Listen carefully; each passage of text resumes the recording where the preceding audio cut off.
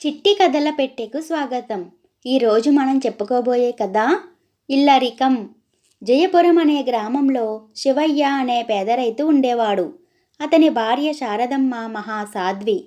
వాళ్ళిద్దరికీ జయదేవుడు ఒక్కడే కొడుకు. జయదేవుడికి బాగా చదువు చెప్పించాలన్నది శివయ్య కోరిక.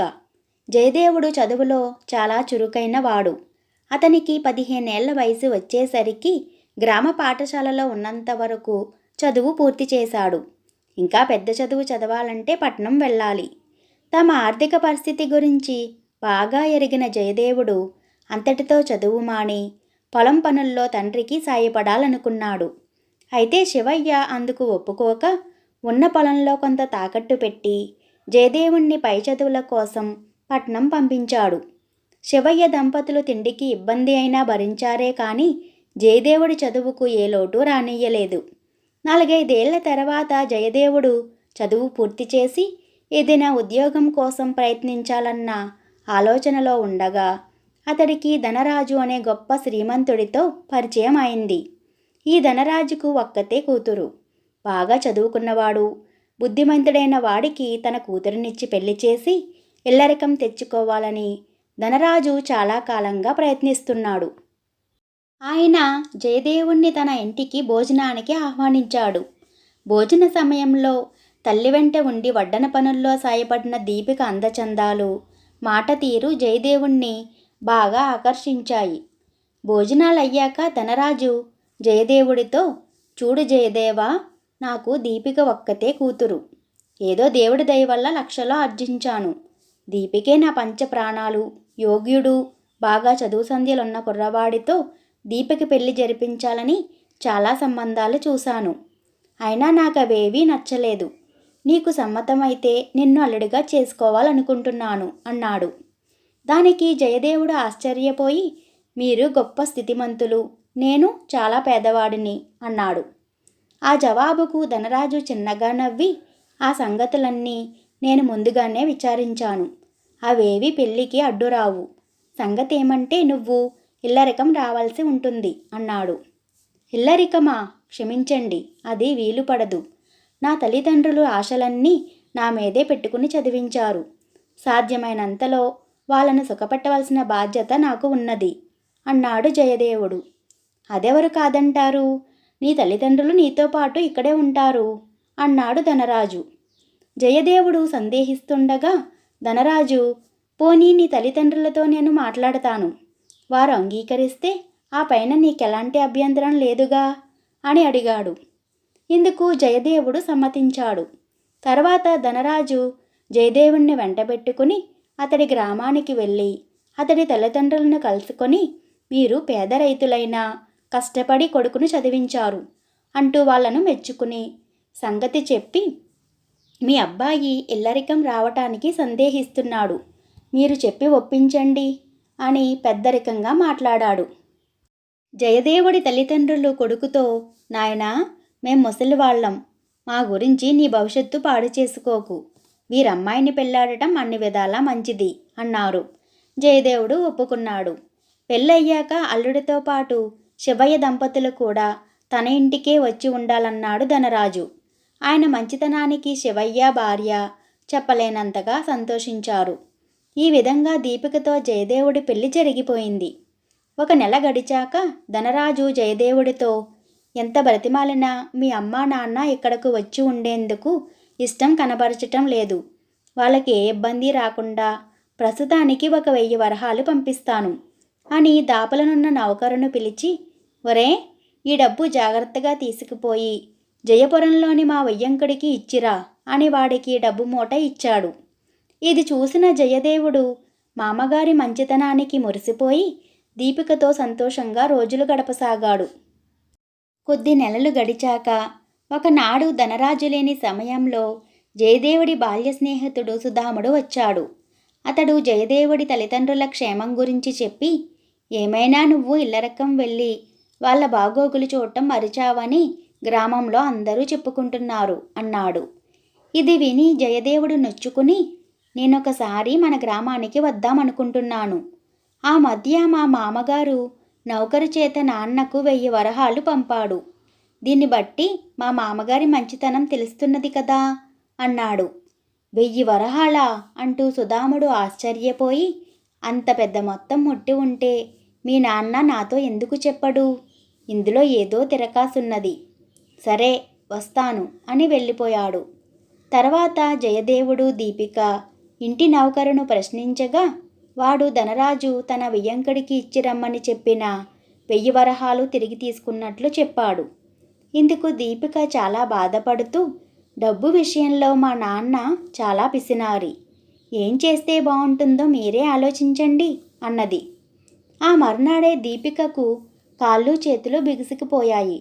మంచం మీద నుంచి దిగటం కష్టమైపోయింది. మాట్లాడగలగడం కూడా అంతంత మాత్రం. ధనరాజు వైద్యుణ్ణి పిలిపించాడు. ఆయన ఇచ్చిన మందులు వారం రోజులు వాడినా దీపికలో ఏ మార్పు రాలేదు. కూతురు స్థితి చూసి వెలవెల్లాడిపోతున్న ధనరాజుతో జయదేవుడు, మామగారు, ఇక ఈ వైద్యుడి వల్ల కాదు. మా గ్రామంలో సుధాముడనే గొప్ప వైద్యుడున్నాడు, ఆయన్ని పిలిపిద్దాం అన్నాడు. ఇందుకు ధనరాజు సరేనన్నాడు. సంగతి సందర్భాలు వివరిస్తూ లేఖ రాసి జయదేవుడు దాన్ని నౌకరు ద్వారా సుధాముడికి పంపాడు.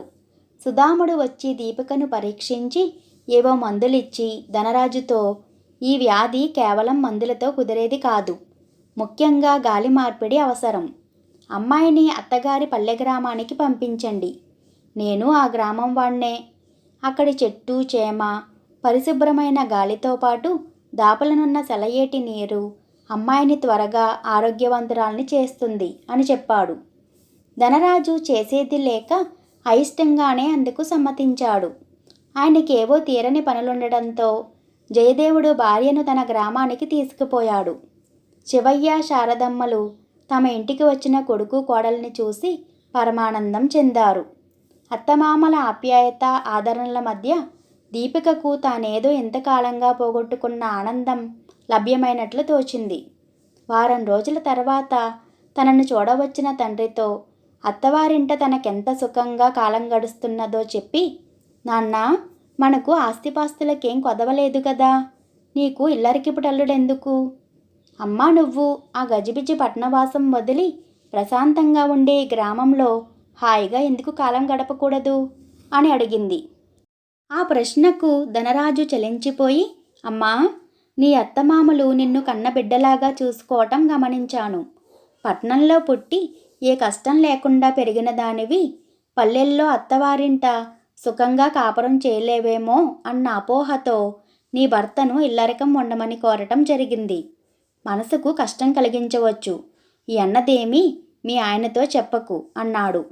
దానికి దీపిక అనుమానంగా, ఇంతకు నువ్వు నేను చెప్పినట్లు ఇక్కడికి వచ్చి స్థిరపడిపోవటానికి ఇష్టపడినట్లేనా అని అడిగింది. కాకేమిటి, ఈ దాపుల్లోనే నేను మీ అమ్మ కాస్త విశాలంగా ఉండే ఇల్లు కట్టుకుంటాం. మా శేష జీవితాన్ని నీ అత్తామామలతో పాటు ఇక్కడే హాయిగా గడిపేస్తాం అన్నాడు ధనరాజు సంతోషంగా. ఈ సంగతి విని జయదేవుడితో పాటు అతడి తల్లిదండ్రులు కూడా చాలా ఆనందపడ్డారు. ఇక తర్వాతి కథ వింత ప్రశ్నలు. ఏకాంబరం అనే యువకుడు చిదంబరం వద్ద కిరాణా కొట్లో పద్దులు రాసే ఉద్యోగం ఖాళీ ఉందని తెలిసి వెళ్ళాడు. చిదంబరం ఏకాంబరాన్ని యగాదిగా చూసి తన కుడి చేతిని ముందుకు చాపి, ఈ 5 వేళ్లలో ఏది పెద్దది అని అడిగాడు. నడిమివేలు అన్నాడు ఏకాంబరం వెంటనే. కాదు, అన్ని వేళ్లది ఒకే వయసు అన్నాడు చిదంబరం. తర్వాత చిదంబరం తన ఎడమ చేయి చూపించి, వీటిలో ఏ వేలు చిన్నది అని ప్రశ్నించాడు. అన్నిటిది ఒకే వయసు అన్నాడు ధీమాగా ఏకాంబరం. కాదు, చిటికిన వేలు అన్నాడు విసుగ్గా చిదంబరం. తర్వాత ఒక క్షణం ఆగి చిదంబరం, దీనివల్ల నీకు అర్థమైంది ఏమిటి అని ప్రశ్నించాడు. ఈ పద్దుల ఉద్యోగం నాకు రాదని అన్నాడు ఏకాంబరం. పొరపడ్డావు, ఈ ఉద్యోగం నీకిస్తున్నాను, రేపటి నుంచే పనిలోకి రా అన్నాడు చిదంబరం చిరునవ్వుతో. ఎందుకు ఏకాంబరం తల అడ్డంగా ఊపి, నీలాంటి తలతిక్క మనిషి వద్ద పనిచేయటం కంటే బిచ్చమెత్తడం మేలు అని చరచరా అక్కడి నుంచి వెళ్ళిపోయాడు. తర్వాత మనం చెప్పుకోబోయే కథ పిసినారి. సిరికొండ గ్రామానికి చెందిన దానయ్య పరమలోభి మాత్రమే కాదు, మతిమరుపు మనిషి కూడాను. ఒకసారి అతడు పని మీద తెల్లవారక ముందే తన ఒంటెద్దు బండిలో ప్రయాణమయ్యాడు. కొద్ది దూరం వెళ్ళిన తర్వాత తాను తన ఇంట్లోని నూనె దీపాన్ని ఆర్పివేయలేదని, ఆ నూనె వ్యర్థమైపోతుందని జ్ఞాపకం వచ్చింది. వెంటనే దానయ్య ఇంటికి తిరుగు ప్రయాణం అయ్యాడు. ఇంటిలో తలుపు తీసిన అతని భార్య దానయ్యను చూసి ఆశ్చర్యపోయింది. మళ్ళీ వచ్చారేమండి అని అడిగింది. నేను ఇంట్లోని నూనె దీపం ఆర్పివేయటం మర్చిపోయాను. అందువల్ల నూనె వ్యర్థమవుతుందని దీపం ఆర్పివేయటానికి వచ్చాను అన్నాడు. అప్పుడు అతని భార్య, మీరెంత పిచ్చివారండి, మీ బండి చక్రాలు ఎద్దుగిట్టలు ఎంత అరిగాయో మీరు గమనించనే లేదు. అంతకన్నా ఆ నూనె విలువైనదా అని అన్నది. నాకు ఆ మాత్రం తెలియదనుకున్నావా? అందుకే బండిని ఎద్దును అక్కడే వదిలిపెట్టి వచ్చాను అని అన్నాడా పిసినారి. ఈ కథలు మీకు నచ్చినట్లయితే లైక్ చేసి షేర్ చేయండి. ఇలాంటి మరిన్ని కథల కోసం మన చిట్టి కథలు పెట్టి ఛానల్ను సబ్స్క్రైబ్ చేసుకోండి. మీ అభిప్రాయాలను కామెంట్ రూపంలో తెలియచేయటం మరవకండి. Thank you for watching.